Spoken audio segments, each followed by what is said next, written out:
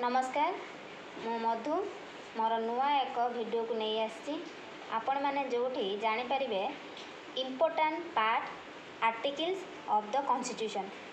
Article आमर केते प्रकार आउ एहा केते भागरे विभक्त ताको मु आज कहबी। आर्टिकल जानिबा पूर्व आपण जानतु आर्टिकल कोन पई मु आज चाहूची पढ़िया पई।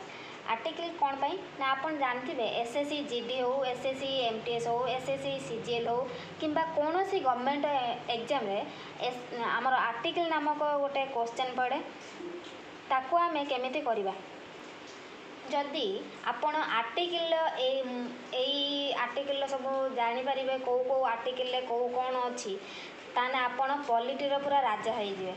आर्टिकल आमर केते प्रकार आउ कौन कौन आर्टिकल 1 रु 395 भितर लेखा जाइछि आउ केते भागरे ना 22 पार्ट रे 22 पार्ट रे लेखा जाइछि। मु आज पार्ट 1 को पढ़ेबी।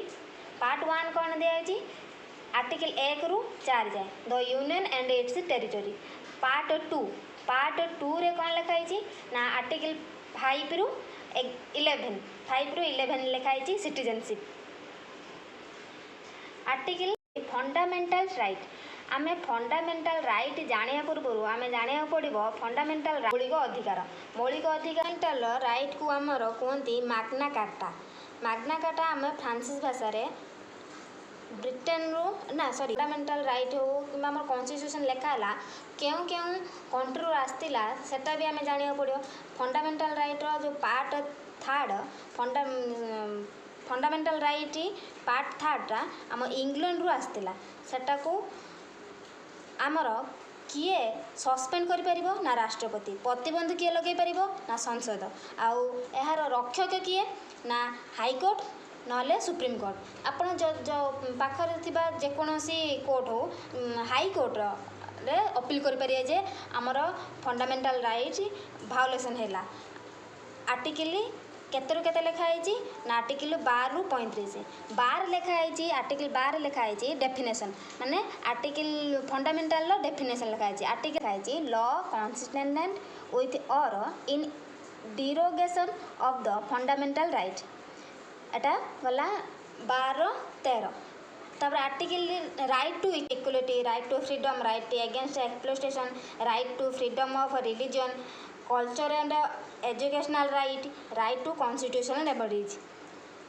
इक्वालिटी राइट टू इक्वालिटी केते रु केते लेखा है ना 14 रु 18 14 रु लेखा है कौन ना जोड़ा मो इम्पोर्टाट से गुड़ा मुझे कहीदे right to equality sorry equality before law article 14 लेखा है। आर्टिकल 16 कौन लेखा है ना equality of opportunity in matters of public employment माने जो जेकोसी आपणकर एम्प्लॉयमेंट बाहर जो स्टेट गवर्नमेंट हो कि सेंट्रल गवर्नमेंट हो आपड़ जानीपारे कि कौ वैकेंसी बाहर कि कौन एटा कौन से लुचा छपा नुहे से आर्टिकल 16 लिखाई आटा जाइए एसएससी जीडी हो कि कौन सी एग्जाम रे मुझे देखी आर्टिकल 17 बहुत बार पढ़ी आर्टिकल 17 कौन ना एबोलिशन ऑफ अनटचेबिलिटी छुई देले कि अछूत एभा सेटा को लिखाई आर्टिकल 17 तापर लिखाई right of freedom.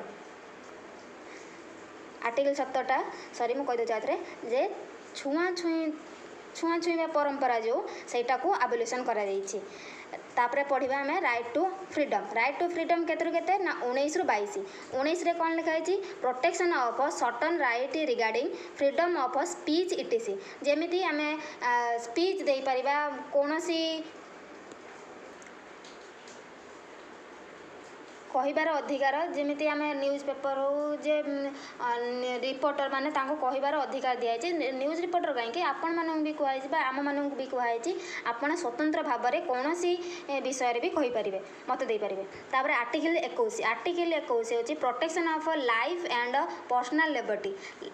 Life of personal liberty माने तुमर आपदकालीन भीतर भी हो किंतु यही आर्टिकल 21 जन्मगत अधिकार यह कौन सी विपदकालीन हो कि कौन सी भी परिस्थिति रे एटा को कहीं छड़े नहीं पारे ना। आर्टिकल 21 कौन ना राइट टू एजुकेशन समस्त माने जी जन्म होती तार अधिकार अच्छी राइट टू एजुकेशन एगेन तापर आमर आर्टिकल कौन ना फंडामेंटल राइट तापर कौन ना right against exploitation right against exploitation केतरु केते ना 23 रु 24 23 कौन कहूँ ना prohibition of traffic in human beings and force labour article 24 कौन कहूँ ना prohibition of employment of children in factories etc माने कौन सी छोट पिलांकर फैक्टरी बा कंपनी काम बा लेबर फेबर होगी काम करें ना विषय लिखाई right to freedom of religion right to freedom of religion केते ना 25 रु 28 25टा कौन कहूँ राइट आर्टिकल 25 कौन कहूँ ना freedom of conscience and free profession practice and progression of religion तापरे culture and educational right culture and educational right केते ना 29 रु 30 30टा इंपोर्टाट आर्टिकल 30 कहूँ जे right of minorities to establish and administrator educational institution right सी sorry article 31C एटा बहुत इम्पोर्टाटा निहाती भाव में आमको जाना दरकार saving of law giving efforts to certain directive principle आमर एगुड़ाक तो लेखा होगला आर्टिकल यहाँ को गोटे पापा आर्टिकल बोली गोटे अच्छी लास्ट पर्यंत बनी रुहतु मुझे कहबी पापा आर्टिकल क्या कहते 32टा हूँ राइट टू कन्स्टिट्यूशनल रेमेडीज ताहाकू ही पापा आर्टिकल कह जाए आमर जो कहली मु रक्षक किए हाईकोर्ट बा सुप्रीम कोर्ट से जदि आमर कौन सी आर्टिकल कहीं न मानिले किए आमर मौलिक अधिकार छड़े नेबा चेष्टा कले आपन जाइए सुप्रीम कोर्ट रे डायरेक्ट सुप्रीम कोर्ट रे आपन केस करें आर्टिकल 32 कहूँ जे remedies for enforcement of rights conference by this part यही गुड़ाक जी रहा फंडामेंटल राइट रे किए जदि आपणकर भायोलेसन कला आपण फंडामेंटल राइट बा मौलिक अधिकार छड़ाई नेबा किए चेष्टा कला आपण मैंने जाइए सुप्रीम कोर्ट रे केस करें आशा करुँची आपण मैंने मो वीडियो को भल लगी वीडियो भल लगिले लाइक शेयर एंड सब्सक्राइब करदे थैंक यू।